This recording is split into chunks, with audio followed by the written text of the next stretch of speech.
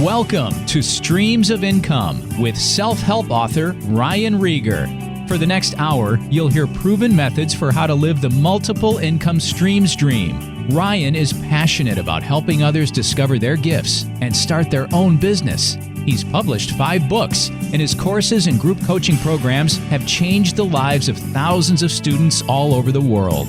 Ryan's books include Private Label, The Easy Way, Finding Your Grace Place, and his latest, Streams of Income. And now, here's your host, Ryan Rieger. Hey guys, welcome back to the Streams of Income radio show. I'm your host, Ryan Rieger, and I'm joined with my buddy, Stephen Hibbert. Welcome back. Heyo! Upgrade from friend to buddy. That's right. Is that an upgrade? I guess. Yeah. Good friend. BFF. We're working on a lot of stuff together, so you're probably going to see him more and more as we're building things out. Got a lot of really cool things happening in the VA world with Pastor's VA service, helping people with their social media, doing some YouTube things. And so that's all we want to talk about today is YouTube. I don't know if I've ever had an episode strictly about YouTube and how to level that up. I would say if you have a personal brand, you've got a podcast, you've got a blog going, you might as well have a YouTube channel. Even if it's just like, I know a lot of people, Stephen, will just use it as a place just to throw up videos. They don't really have like a plan with it. It's better to have a plan, but you might as well at least get what you've got going on up there, because it's just another opportunity for somebody to find you and get into your ecosystem. So even if you use it as I'm going to do some videos once in a while, and I'm going to put them there, and whoever finds them, finds them. That's better than nothing. You might as well use it. Use what we call repurposing your content. If you have a podcast, why not record it in video as well? There's a lot of software that does that. I'm using Zoom. It may not be the best in the world, but it works because it creates a video file and an audio file. And I'm doing the work one time, and now I've got content for YouTube, and I've got content for the podcast. And then I have a VA that comes back in behind me and clips it up and makes it smaller clips for social media. So gets it into the system, and I'm not doing 2 different things. So, Stephen, let's talk about YouTube. I think just tell me your journey. I know that you don't consider yourself an expert, but you definitely are, in my opinion, because you've experienced. I've been in the trenches. Your experience. Yeah, people have paid you for your experience and your knowledge. Yes. You've done a lot of it. You've even done for free just because you wanted to learn and dig into people's channels to see how the analytics work. But you've become quite a master with the analytics. So just walk us through your journey. Yeah, I think I'm coming from I love Google Analytics. I love the data side of the business. YouTube allows me to help people and show them analytics, even if they hate numbers, because the YouTube dashboard is very easy to understand, and they can see progress. Oh, I had 2 views and it was struggling. Now I know why I'm getting thousands or hundreds of thousands of views, and I can see the progression, and I know how to consistently do better from the data, even if data and analytics isn't your thing. I think it's needed to grow a business, but YouTube, I think, makes it the easiest in that. I think from me, 2015, I think, is when we started, just like you said, just putting things up on YouTube as just a video hosting place. And we were just trying to see what's the best place to put videos so people can go back and search for them, because we're doing a lot of teaching and consulting, and we'd like to point people back to any information that we have and just put it up there. We weren't titling or thumbnailing or tagging anything of any strategy more than just putting it up there. But we had a video kind of go viral for us. We got 4,000 views on something that we were just getting 5 to 10 views on, and then we started just digging in. And I think through that process, Nathaniel, who I'm doing most of the stuff with, saw it and was like, there's something here, but I don't understand any of this. Can you take a look and see if there's analytics that we can gather to see if we can do this again? And then so you were like, why did this get so many views? Let's figure out why that. Okay. Yeah. It was just a keyword that we used, and on YouTube we weren't really doing any kind of SEO or anything. It was just, we just so happened to call it what people were searching for it. And I think through my experience, I've realized the disconnect between, Ryan talking about retail arbitrage. It's not really what most people are searching. I think when you're an Amazon seller and you're doing sourcing, retail arbitrage is something that you come across, but it's not the first thing that word, right? Yeah. So I think just realizing that disconnect from the terms that people are searching and the terms that people use when they start becoming a little bit more known in the space. Because that was something I identified with your channel too, is you're doing a lot of higher level teaching and training, but the way that you're terming a lot of stuff is not what most people are searching. You just need to put that into like how to start an Amazon, but like simplify it down. What are most customers searching for so that they can find your video? That's how you can get a lot more views. And I think over time, we were just testing a bunch of stuff. But from that first video, realizing like it's very easy inside Google to look at your analytics, see what YouTube search is being searched, because they give you the keywords. And I was like, this is magic, because using Amazon is like the most frustrating thing when you're trying to figure out what keywords are driving most of my traffic. And now especially you got to pay for so many ads to kind of like zone in on what keywords might be working the best and spending thousands of dollars. Where on YouTube, you can almost put up any 1 minute, 2 minute, 5 minute video and just test those keywords. Even if the video, like you get a lot of clicks, but they don't see, like watch a lot of your videos, you can go, at least that's the topic that they're looking for. What I'm saying in the video doesn't line up with the topic, but at least I know what people are searching for. And I think that's the first part I like to help people with is, hey, you're putting out great content, you're just putting it in the wrong place. We want to help you move that and put it into where people are actually searching and looking for that content. Okay, so what are some quick tips without hiring somebody to, like, you want to get down and dirty and do it yourself? And I have a video I'm ready to post, and normally I just title it whatever I want to title it. I'm not really thinking through too much. How do I do a little bit of research to massage that title to where it's what might bring more views, because it's what people are actually searching for? What are the tools I need? I don't think you need any tools to start. And I like YouTube also because it's very easy to identify patterns. So you can just go straight into YouTube, whatever you're going to be talking about, put that in the search bar, however you would naturally search it. So Ryan does how to do Amazon product searching. You actually go to youtube.com, start typing in, and see what comes up. Because if you type in replens, like I was doing for you, I showed you like, hey, if you type in replens, it's actually a product, and it's a woman's product.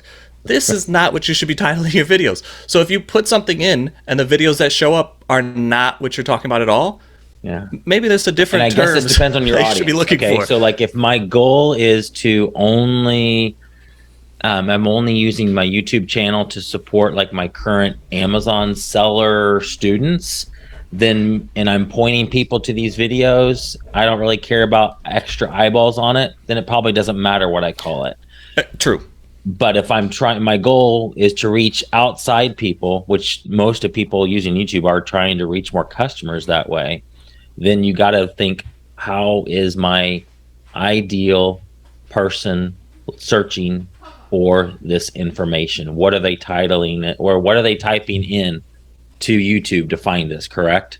Yeah, and it doesn't have to be perfect. And I would even say, if you're doing what Ryan suggested, where you're just uploading videos like how we were for our core audience, nothing is stopping you from just taking an extra 5 seconds, going to YouTube, typing whatever you would title the video, see what's there, and see the patterns. What thumbnails are there, what keywords are being used in the titles, and just titling things slightly better. Because yes, you are serving your own audience and you know what they're looking for, but if you take an extra 5 minutes max and really polish up, even doing the thumbnail and everything is not that much time, you have the ability to reach more audience. And I think that's the power of YouTube, is you can serve both audiences, because the audience that you're going to be directing there, it almost doesn't matter what the title and thumbnails are, they're going to go and watch your videos. And that's why we were putting videos up there, is just to point people back from our core audience to those videos.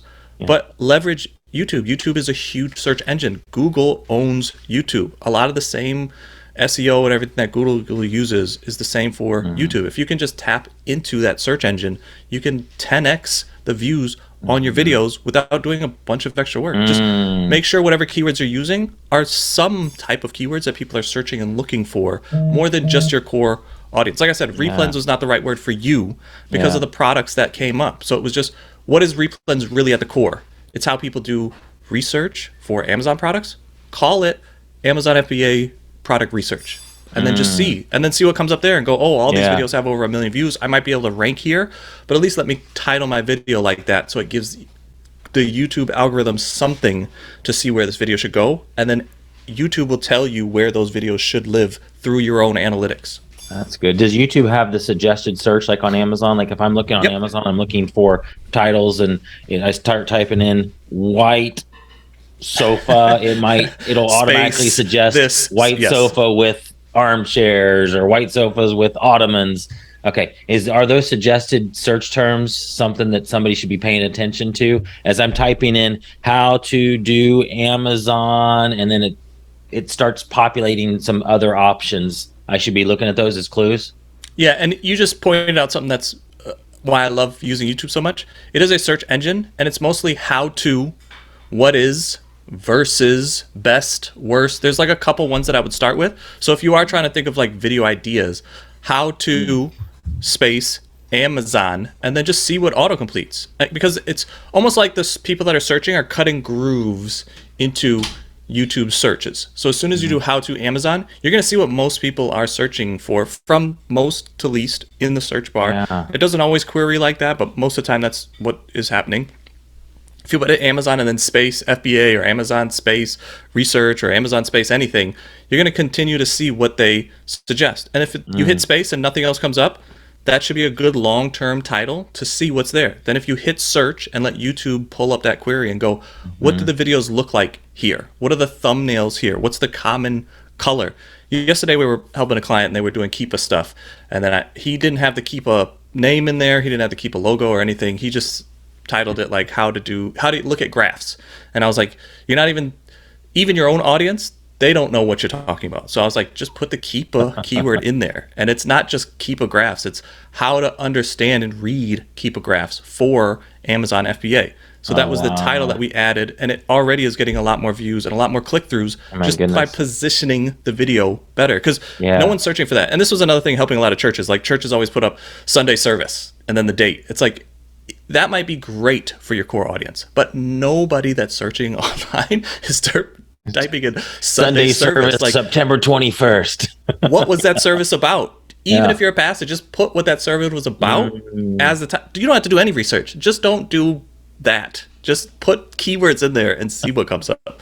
That's good. Okay, you just mentioned some things that were great tips.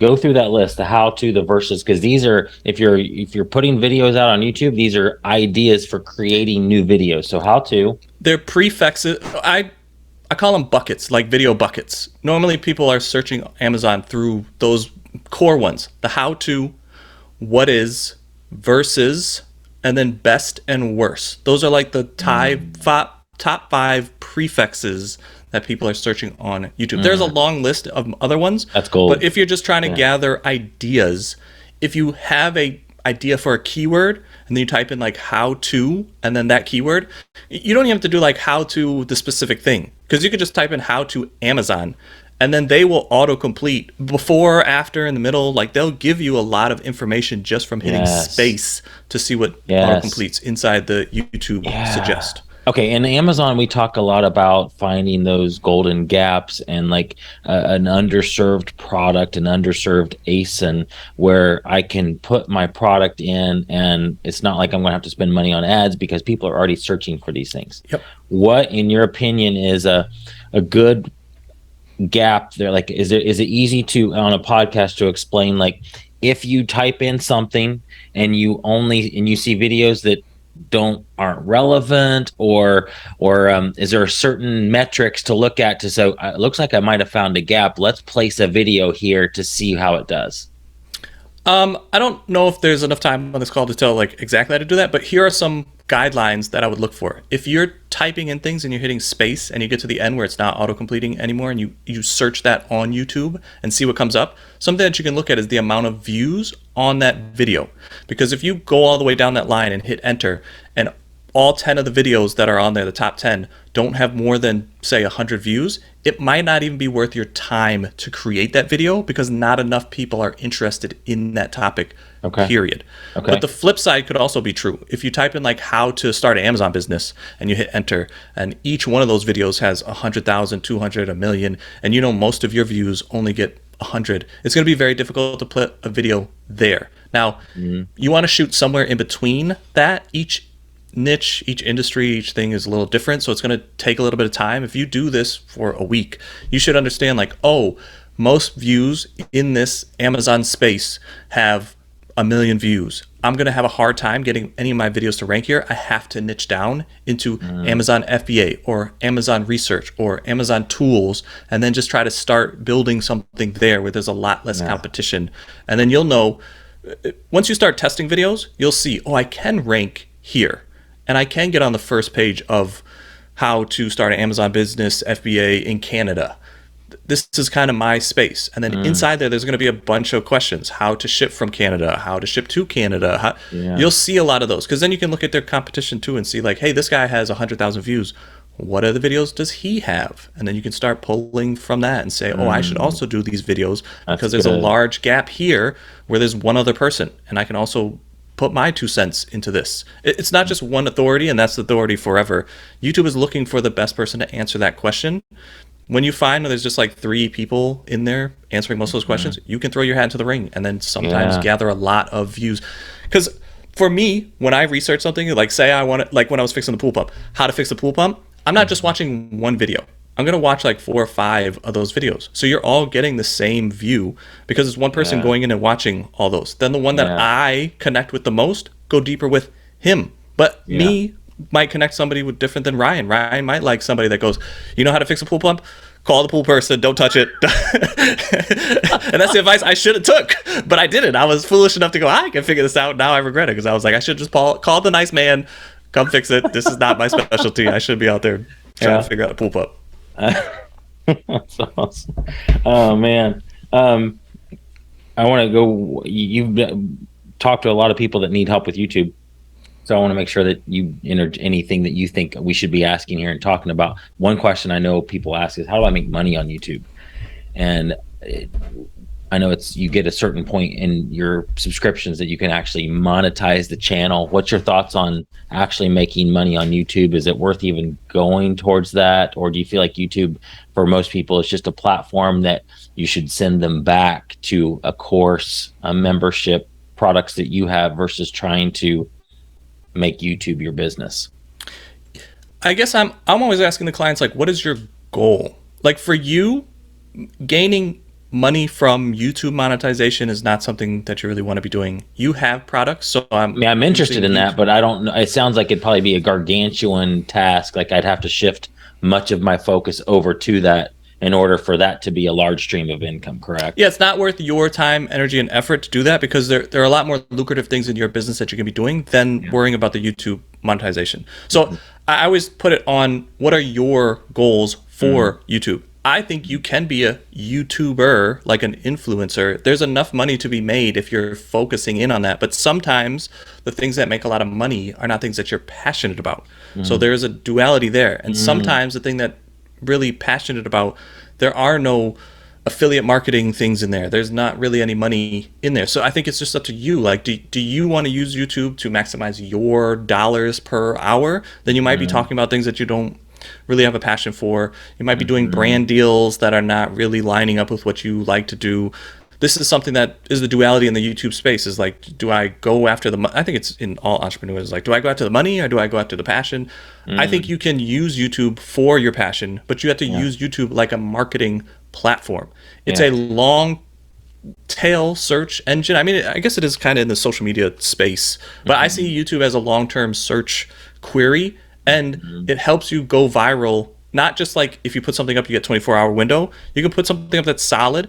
We put videos out 8 years ago that still get views. We put videos out 10 years ago that are paying us good money just because we made a video on a topic that we were interested at the time. So that's why I love YouTube. Is my passions and interests change all the time. But if I make a solid video at the time that I'm passionate about it, I could just go on to whatever my next thing is. Either we set up a brand deal where all the traffic is sent to their product and we get paid out affiliate commission, or it's a popular enough video just on YouTube where we get the YouTube monetization. There's a lot of ways to make money, but I would say most of your audience, I would not focus on that route unless you really like to get in front of camera and talk on a mic. I would focus more as YouTube as your marketing platform. That's an organic way to test, because you can test a bunch of stuff on YouTube. You can make one, like this video now will get cut up and made into a lot of content. It gives you a lot of lines in the water just from 1 hour of effort or 1 5-minute out time. It's just, you can maximize your time. Whatever the video clip is can be clipped up and turned into 100 different pieces of content on YouTube to test the waters, to see like, what keywords should my channel be using? Not just everybody, but what is your channel specifically able to shoot the gap on, and where do you fit in, and then how do you leverage that to be the best like organic marketing traffic driver to whatever the thing is that you're trying to promote.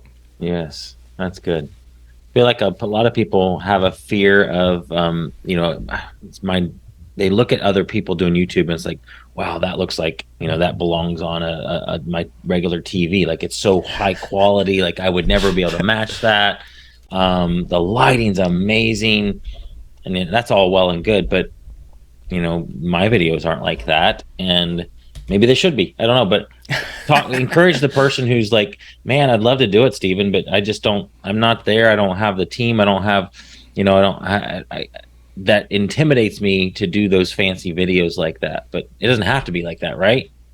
No. And I almost steer people away from, even people that have like high quality videos. I try to steer them away from that from the beginning. It's like, until you really know your audience or your niche, it's not even worth buying all that fancy equipment. You should be testing and really identifying who your audience is before spending large amounts of money on like equipment to improve your quality.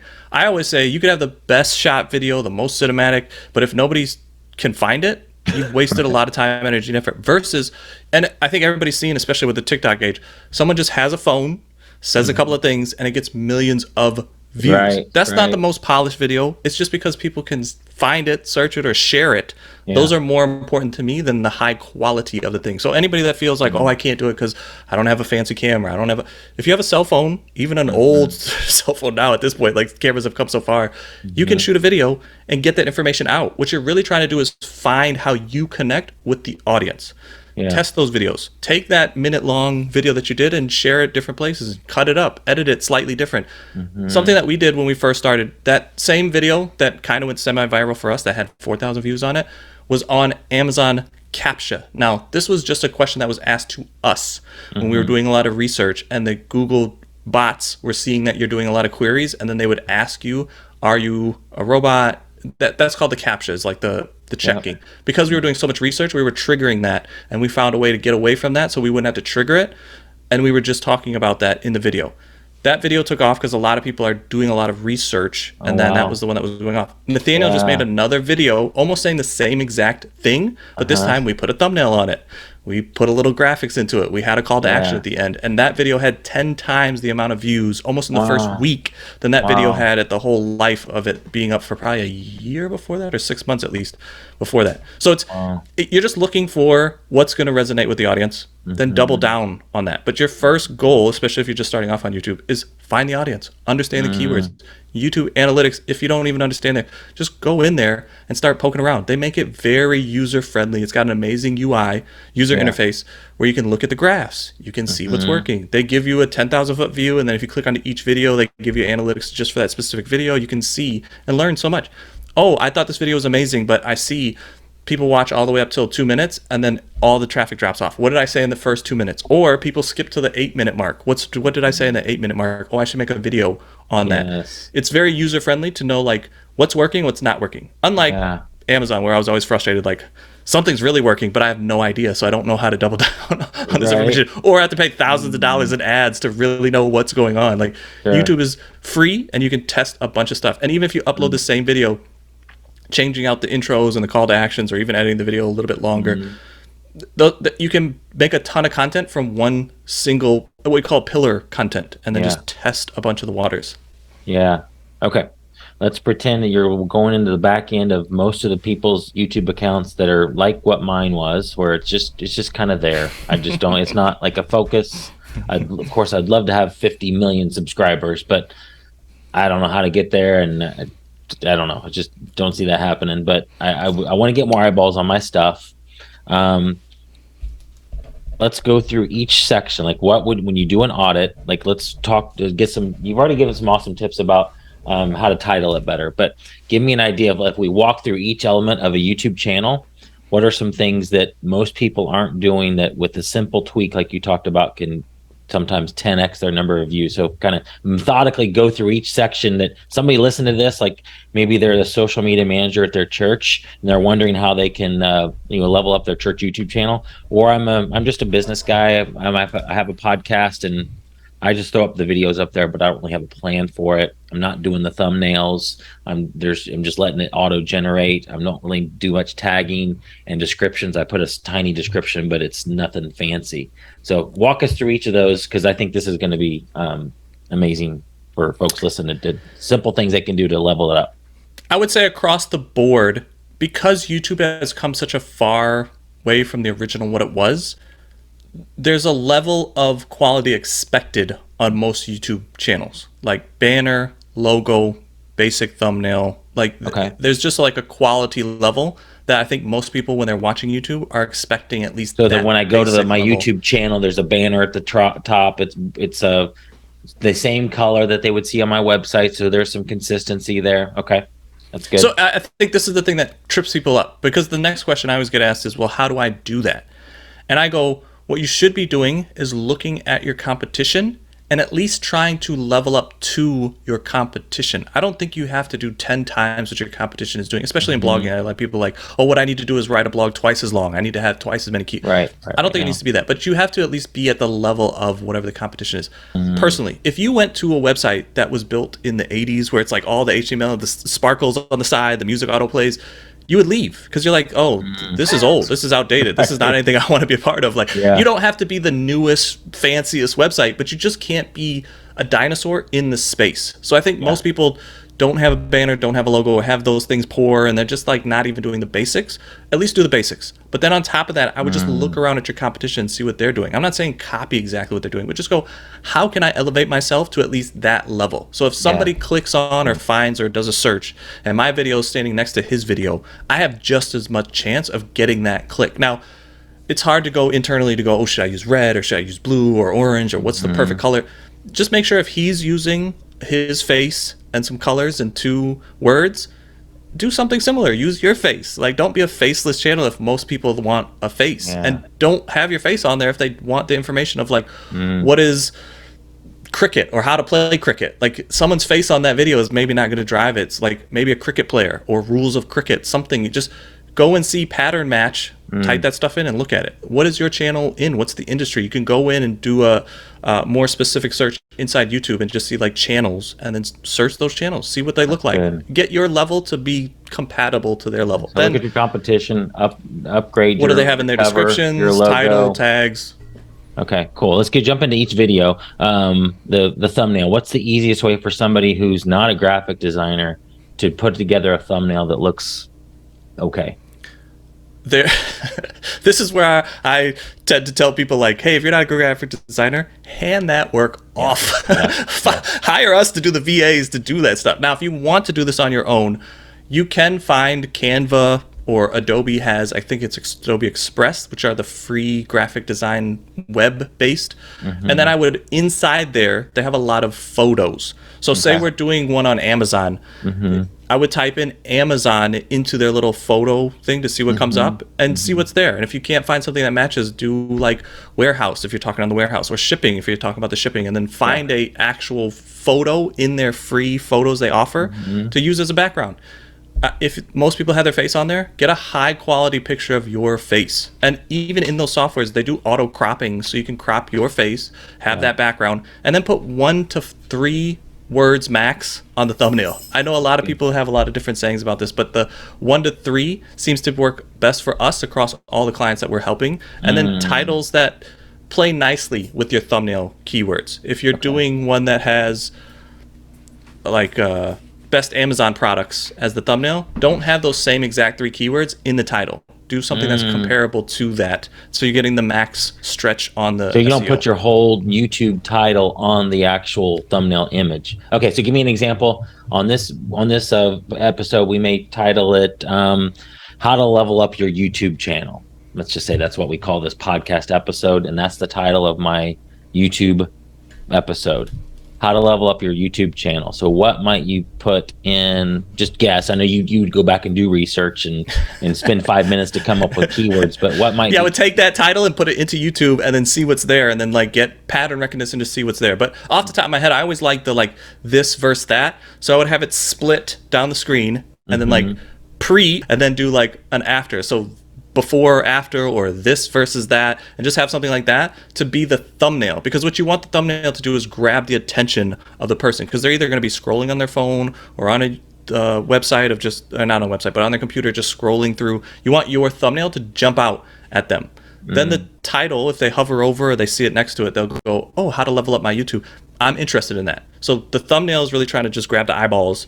Then the title is trying to sell them on the click. Then once they click, whatever the first part of this video is has to address that. That's the other like key part of having success on YouTube, is whatever you're promising them in the thumbnails and the titles, you have to deliver. Because there was a time a couple of years ago where clickbait was the big thing, where they would pretend like the video is about something crazy, and then when you get into the video, it's nothing. It doesn't even match up anything of what you were sold in the thumbnail and the title. So people wasted their time. Yeah. Okay, we got a couple minutes left. What would you do tell me about the description? The description, I would really look at your competition, because the description is something that it's good for keywords. Like having similar keywords in the title as the description is a good like use of that space, but it's mostly for people that like to read. Like they're going to watch the video, they're going to go to the description, just read through it. So I don't know everybody's audience, but if you look at your competition and see like, oh, they're really writing this to someone that's struggling with this, try to have that same tone when you're writing your description. Now, in the rest of the description, I think you should have links to your YouTube channel, to your last video, to any other social media that you have, to your website. Write information of anything that you think will be helpful from watching that video to the audience that's watching that video. But looking at your competition is going to be able to biggest tell. And if your competition really has nothing in there, that's where you can spend a little bit more time and really elevate yourself from the competition. If they just have like 2 lines in there, because a lot of people just write like the same thing, whatever's in the title, they write in the description. That's one way to do it, but I would level up. Look at top YouTube channels to see what they're putting in their description, and then try to copy that a little bit. That's good. What about tags? Tags are becoming less important, but it's really good for the algorithm to see like what's the widest reach you want to be on. I would put longer terms in the tags. I know some people put just like Amazon, and then another tag is FBA. I would stretch those out, and I wouldn't try to double up on the keywords too much. That's good. Google's algorithm is essentially the same as YouTube's algorithm, and Google is getting very good at knowing you don't have to put Amazon FBA 15 different times in your tags. It's a waste of SEO space. You only get, I think it's 500 characters now in the tags.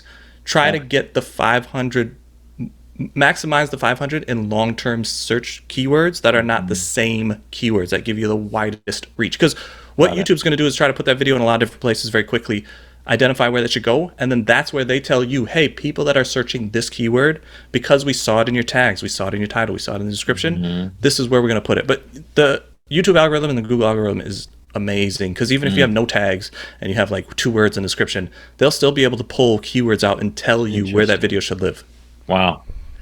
Cool. Good stuff. I'm sure we could probably have several podcast episodes about YouTube, because there's so much there. Thanks for doing this with me, man. Appreciate Well, the last thing I want to say is, like Ryan, if your focus is on other things and you're making way more money in those other things, don't spend a ton of your time on YouTube. You can have people locally to you, or a VA service like ours, help you with the YouTube aspect. Because even if you just make 1 video a month, we can help you turn that video into many more videos. We can really help you understand your own algorithm to go, hey, you're making videos on Replen, and that's a woman's product. You should really title this for FBA product research. Like you should be doing other things, and we can just help you drive that traffic to whatever you want them to through a strategically looking at your YouTube channel. Yes, you can go to wingmanvas.com, learn more about that. I don't think we have a specific YouTube offering on that page, but just email me, ryan@ryanrieger.com. We'll get you connected, because we're building out that department right now, a YouTube department of our Wingman VA service. So, Stephen, thanks so much, buddy. Appreciate it. No problem, brother. Talk to you next time. Take it easy. You've been listening to Streams of Income with self-help author Ryan Rieger. From right here in the Dallas Metroplex, Ryan teaches several entrepreneurial courses and group coaching programs to students all over the world. Be sure to listen next week at the same time for Streams of Income with Ryan Rieger.